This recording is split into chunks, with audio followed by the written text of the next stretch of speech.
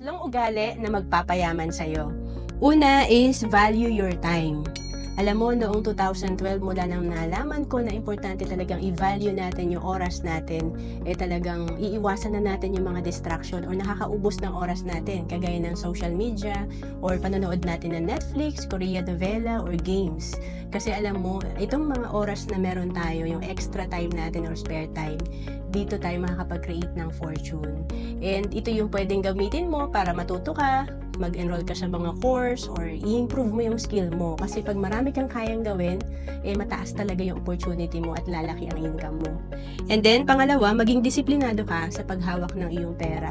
Importante kasi talaga, hindi yung puro racket lang tayo, alam lang natin kumita, pero ang problema, hindi tayo nakakapag-ipon or hindi tayo nakakapag-invest, hindi tayo nakaka-build ng asset. So pag disiplinado ka, importante to para makapag-ipon ka, makapag-invest ka at magawa mo to ng tuloy-tuloy. And then pangatlo, mag-focus ka sa iyong cash flow.